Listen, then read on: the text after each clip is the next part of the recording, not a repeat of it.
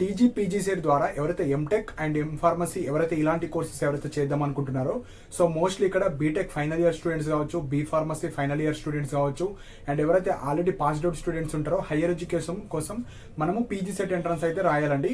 So అలాంటి students కి ఇంకొక ఎగ్జామ్ అనేది ఈ వీడియోలో చెప్పడం జరుగుతుంది. సో ఇక్కడ 2 టైప్ ఆఫ్ కేటగిరీ స్టూడెంట్స్ ఉంటారు.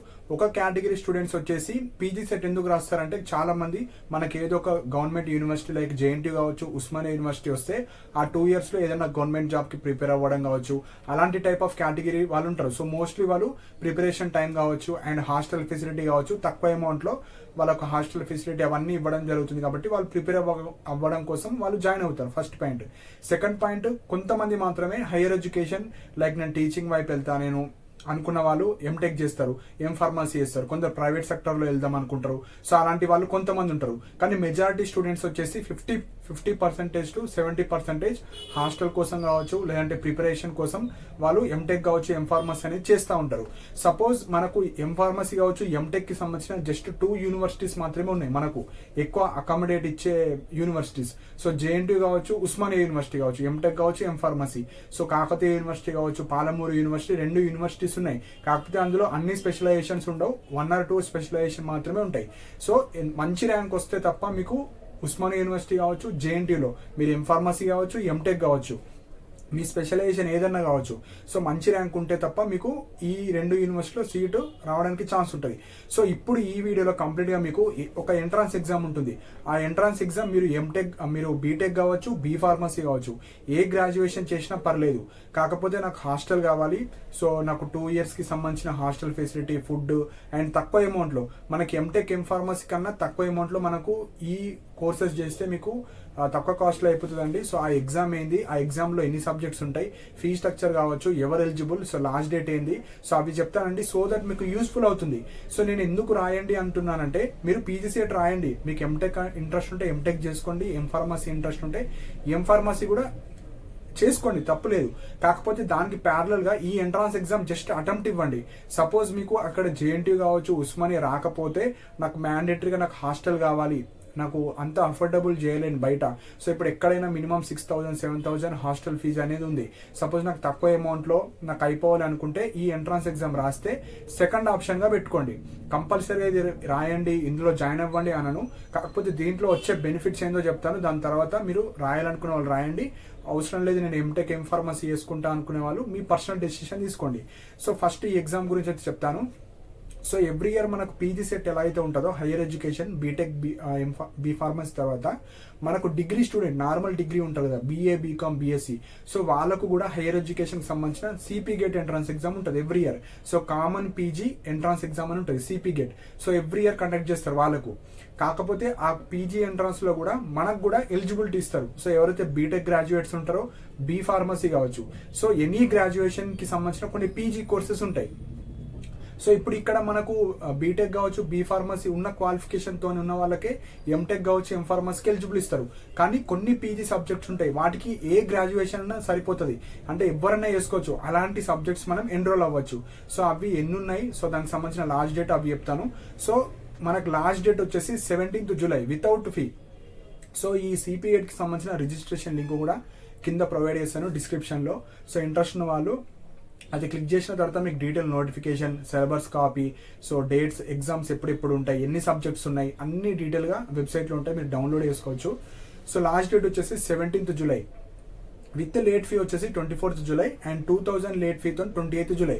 సో ఇంట్రెస్ట్ ఉన్న వాళ్ళు జస్ట్ అటెంప్ట్ ఇచ్చే వాళ్ళు మీరు 17th July లోపే మీరు అప్లై చేసుకోండి, ఎలాంటి పెనాల్టీ పడదు. సో ఇప్పుడు ఇందులో ఎవరైతే పీజీ చేద్దాం అనుకున్న వాళ్ళు అసలు ఎలాంటి సబ్జెక్ట్స్ ఉంటాయి ఇప్పుడు చెప్తాను. సో ఇందులో మనం ఎలిజిబుల్ అయ్యే సబ్జెక్ట్స్ వచ్చేసి కొన్ని నేను రాశాను, ఇంకా కొన్ని ఉంటాయి.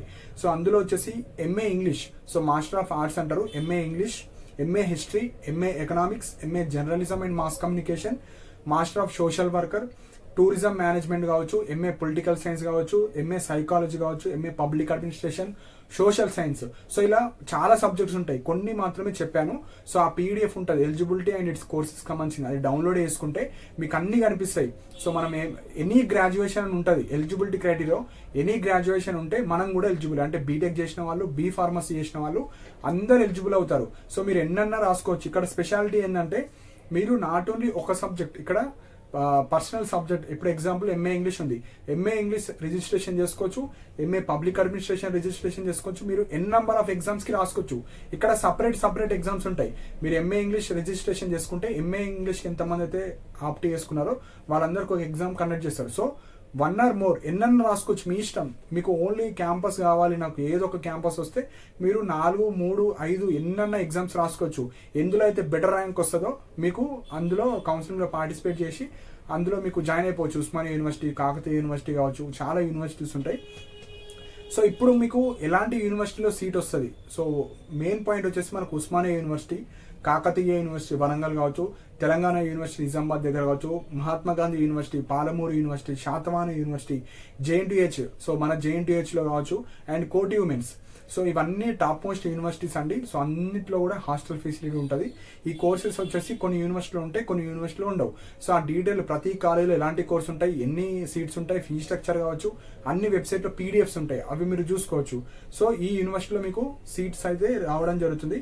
సో ఇందులో మోస్ట్ వచ్చేసి హాస్టల్ ఫెసిలిటీ ఉంటుంది, మీకు ఫీజు రియంబర్స్మెంట్ ఉంటుంది, స్కాలర్షిప్స్ ఇస్తారు మెస్కి సంబంధించింది, అండ్ మనకు తక్కువ ఫీజు ఉంటుంది. సో ఫీ వచ్చేసి ఆల్మోస్ట్ అన్ని కోర్సెస్కి 20,000 బిలో, 20,000, 25,000 మ్యాక్సిమం ఉంటుంది 1 year ఫీజు. సో కోర్స్ వచ్చేసి 2 years కోర్స్ ఉంటుంది. అండ్ ఇక్కడ స్పెషాలిటీ ఏంటంటే ఎంటెక్ ఎంఫార్మీ చేసే వాళ్ళకు మార్నింగ్ 9:30 to 4 కావచ్చు, 10 to 4 కావచ్చు, మనకు సెషన్ ఉంటుంది క్లాసెస్ సంబంధించింది. కానీ ఇక్కడ అలా ఉండవు. మార్నింగ్ 9:30 to 1:30 వరకే ఉంటుంది. ఓన్లీ మార్నింగ్ మాత్రమే ఉంటాయి క్లాసెస్, ఈవినింగ్ మనకి ఏమి ఉండదు. సో టైం పీరియడ్ కూడా తక్కువ ఉంటుంది. సో ఈ బెనిఫిట్స్ ఉంటాయి. సో ఫీ స్ట్రక్చర్ కూడా చాలా తక్కువ. ఫార్మసీ అండ్ మనకు ఈ ఎంటెక్ వాళ్ళకన్నా చాలా తక్కువ ఫీజు ఉంటుంది, ఫుల్ ఫీజు రియంబర్స్మెంట్ వస్తుంది. సో ఇక్కడ బీసీ ఈడబ్ల్యూఎస్ వాళ్ళకు అప్ టు 20,000 వరకు ఫీజు రియంబర్స్మెంట్ వస్తుంది. అండ్ SC ST మైనారిటీ వాళ్ళకు ఫుల్ ఫీజు రియంబర్స్మెంట్ వస్తుంది. ఎందుకంటే ఇక్కడ కోర్స్ ఫీజు చాలా తక్కువ ఉంటుంది, 20,000, 25,000, 30,000, ఎక్కువ ఉండదు. సో మీకు బీసీ ఈడబ్ల్యూఎస్ వాళ్ళకు 20,000 ఇస్తారు కాబట్టి మిగతా అమౌంట్ ఎంతైతే ఉంటుందో అది మీరు పే చేసుకోవాలి. అండ్ ఎంటెక్ ఫార్మసీ వాళ్ళకు ఎక్కువ ఉంటుంది మనకు ఫీ, అక్కడ అప్ టు 57,000 మాత్రమే వస్తుంది. ఈడబ్ల్యూఎస్ బీసీ వాళ్ళకు, SC ST మైనారిటీ వాళ్ళకు ఫుల్ ఫీజు రియంబర్స్మెంట్ వస్తుంది. సో ఇక్కడ ఎగ్జామ్స్ ఎప్పటి నుంచి ఉండొచ్చు? సో మోస్ట్లీ మనకు ఆగస్ట్ ఫస్ట్ వీక్లో మీకు ఎగ్జామ్స్ ఉంటాయి. సో జస్ట్ అటెంప్ట్ ఇచ్చినా, మీకు ఉన్న నాలెడ్జ్తో రాసినా మీకు మంచి ర్యాంక్ రావడం జరుగుతుంది. ఎందుకంటే ఎవ్వరు కూడా ప్రిపేర్ అవ్వరు, అంతా ప్రిపేర్ అవ్వరు. Just normal degree students hostel కోసం ఎవరైతే ఎదురు చూస్తారో వాళ్ళు మాత్రమే రాస్తారు. మీకు అసలు ప్రిపరేషన్ లేకుండా రాస్తా అనుకునే వాళ్ళు రాయొచ్చు. Just basic knowledge, basic questions అడుగుతారు, అందులో జస్ట్ అటెంప్ట్ ఇచ్చినా మీకు సపోజ్ వస్తే మీరు ఇందులో చేయొచ్చు. సో అలా ఎగ్జామ్ అనేది చాలా ఈజీగా ఉంటుంది. సో నెక్స్ట్ వచ్చేసి మనకు మల్టిపుల్ సబ్జెక్ట్స్ రాసుకోవచ్చు. మీకు ఎగ్జాక్ట్లీ ఉస్మానియా యూనివర్సిటీ కావచ్చు, ఏదో ఒక యూనివర్సిటీ కావాలి నాకు 2 years పర్పస్ అంటే మీరు 4, 5, 6 ఎన్నైనా సబ్జెక్ట్లో రిజిస్ట్రేషన్ చేసుకొని మీరు ఎగ్జామ్స్ అనేది రాసుకోవచ్చు. సో ఇవే కాకుండా ఇప్పుడు ఈ పీజీస్ చేస్తారు, ఈ పీజీస్ వల్ల మాకు ఏం యూజ్, గవర్నమెంట్ జాబ్స్కి మన యూజ్ అవుతాయి. సో మీరు ఏవైతే పీజీ ఇప్పుడు మ్యాథమెటిక్స్లో చేస్తారు, లేకుంటే MA ఇంగ్లీష్లో చేస్తారు, లేకుంటే పబ్లిక్ అడ్మినిస్ట్రేషన్, పొలిటికల్ సైన్స్ ఇట్లా చేసినందుకు సో వీటి మీద గవర్నమెంట్ జాబ్స్ ఏముంటాయంటే మీకు జూనియర్ కాలేజెస్ ఉంటాయి కదా, ఇంటర్మీడియట్ కాలేజ్, గవర్నమెంట్ కాలేజ్లో అందులో JL పోస్ట్ ఉంటాయి, జూనియర్ లెక్చరర్. సో ఇంటర్మీడియట్ స్టూడెంట్స్కి చెప్పొచ్చు ఫస్ట్ పాయింట్. సెకండ్ వచ్చేసి డిగ్రీ స్టూడెంట్స్కి, సో డిగ్రీ లెక్చరర్ అంటారు. సో డిగ్రీ లెక్చరర్ కూడా మనము అప్లై చేసుకోవచ్చు. నెక్స్ట్ వచ్చేసి ఈ పీజీ స్టూడెంట్స్కి assistant professor, so assistant professor కూడా మనం ఎలిజిబుల్ అవుతాం. సో ఇలా ఇంటర్, డిగ్రీ అండ్ పీజీ స్టూడెంట్స్కి మనం చెప్పొచ్చు. సో ఈ ఎలిజిబిలిటీ ఉంటుంది, అంటే ఏదో ఒక గ్రాడ్యుయేషన్ ప్లస్ పీజీ ఉన్న వాళ్ళకు ఇలాంటి జాబ్ ఆపర్చునిటీస్ ఉంటాయి. సపోజ్ మీరు ఎంటెక్ ఫార్మసీ చేస్తే ఓన్లీ ప్రైవేట్ కాలేజ్లో మాత్రమే టీచర్కి సంబంధించిన జాబ్స్ ఇస్తారు వాళ్ళు. మనకు ఓన్లీ 2 గవర్నమెంట్ కాలేజెసే ఉన్నాయి, అంటే JNT, ఉస్మానియా. అందులో మనకు రెగ్యులర్గా అంటూ అసిస్టెంట్ ప్రొఫెసర్కి సంబంధించిన జాబ్స్ అయితే పడవు. ఎప్పుడో 20 yearsకి 30 yearsకి, అది కూడా 1 post, 2 post, 3 post department wise. So అక్కడ మనకు ఎక్కువ ఆపర్చునిటీస్ ఉండవు. సపోజ్ ఎవరైతే గవర్నమెంట్ జాబ్ కావాలి అనుకున్న వాళ్ళు ఈ కోర్సెస్ చేయడం వల్ల మీకు ఈ 3 type ఆఫ్ గవర్నమెంట్ జాబ్స్ కూడా ఎలిజిబుల్ అవుతారు. సో హాస్టల్ వస్తుంది, మనకు ఎక్కువ యూనివర్సిటీస్ ఉన్నాయి, ఎక్కడో ఒక దగ్గర రావడానికి ఛాన్స్ ఉంది, తక్కువ ఫీజులో అయిపోతుంది, తక్కువ టైం ఉంటుంది క్లాసెస్కి సంబంధించింది, 2 years. సో ఇవన్నీ ఫెసిలిటీస్ ఉంటాయి కాబట్టి ఎవరన్నా ఎంటెక్ వద్దు, నాకు ఫార్మసీ వద్దు, నేను వేరే గవర్నమెంట్ జాబ్స్కి ప్రిపేర్ అవుతున్నా, జస్ట్ నాకు హాస్టల్ ఫెసిలిటీ కావాలనుకున్న వాళ్ళు ఈ ఎగ్జామ్ అయితే రాయండి. లేదు నాకు ఎంటెక్ ఫార్మసీ కావాలనుకుంటే అది రాయండి. సపోజ్ ఎంటెక్ ఫార్మసీలో రాసాను, నాకు ఇంట్రెస్ట్ ఉంది, కాకపోతే నాకు పెద్ద ర్యాంక్ వచ్చింది అనుకున్న వాళ్ళు ఇది ఆల్టర్నేట్గా పెట్టుకోండి. జస్ట్ రిజిస్ట్రేషన్ చేసుకొని ఎగ్జామ్ రాస్తే మీకు మంచి ర్యాంక్ వస్తే మీకు మంచి యూనివర్సిటీలో సీట్ వస్తుంది, మంచి ఫెసిలిటీస్ కావచ్చు అన్నీ ఉంటాయండి. సో ఇవి ఇంపార్టెంట్ పాయింట్స్. కింద డిస్క్రిప్షన్లో మీకు రిజిస్ట్రేషన్ లింక్ పెడతాను, ఆ లింక్ క్లిక్ చేస్తే ఆ వెబ్సైట్లో అన్నీ ఉంటాయి. సిలబస్ కాపీ, ఎట్లా అప్లై చేయాలి, ప్రతి subject fee, last date, syllabus copy and అన్ని డౌన్లోడ్ చేసుకోవచ్చు. ప్రతి కాలేజీలో ఎలాంటి కోర్సెస్ ఉన్నాయి, ఎన్ని సీట్స్ ఉన్నాయి, ఫీ స్ట్రక్చర్ అన్నీ ఆ వెబ్సైట్లో డీటెయిల్గా ఇచ్చారు, అవి చూసుకోవచ్చు. అండ్ ఎవరికైనా అప్లికేషన్ ప్రాబ్లం ఉన్నా నా వాట్సాప్ నెంబర్ ఉంటుంది డిస్క్రిప్షన్లో.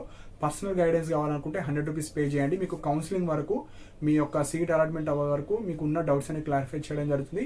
సో ఎవరికైతే మీకు దగ్గర అప్లై చేసుకోవాలి అనుకున్న వాళ్ళు, మీ దగ్గర ఏమైనా సిస్టమ్ లేకపోయినా, మీ సేవ లేకపోయినా, జిరాక్స్ యాప్ లేకపోయినా మీరు నాకు మెసేజ్ చేయండి. మీ డాక్యుమెంట్స్ సెండ్ చేస్తే సర్టన్ అమౌంట్ తీసుకొని మీ అప్లికేషన్ అయితే చేసి ఇవ్వడం జరుగుతుంది. లేదు ఎంటెక్ ఎంఫార్మసీ చేద్దాం అనుకున్న వాళ్ళు మీరు చేసుకోవచ్చు, నో ప్రాబ్లం.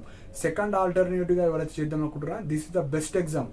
సో వేరే ఎంట్రన్స్ ఎగ్జామ్స్ ఏముండవు, బీటెక్ వాళ్ళకు, బీ ఫార్మసీ వాళ్ళకు ఇది మాత్రమే ఇస్తారు. సో నార్మల్ డిగ్రీ వాళ్ళు ఎంటెక్ ఎంఫార్మసీ చేయలేరు, కానీ మనము వాళ్ళ కోర్సెస్కి పీజీ కోర్సెస్ అయితే చేసుకోవచ్చు. సో ఇవి ఇంపార్టెంట్ పాయింట్స్ అండి. మీకు ఏమైనా డౌట్స్ ఉంటే కింద కమెంట్ సెక్షన్లో మెన్షన్ చేయండి. అండ్ ఇలాంటి అప్డేట్స్ కోసం మన ఛానల్ని సబ్స్క్రైబ్ చేసుకోండి. And thank you for watching my video.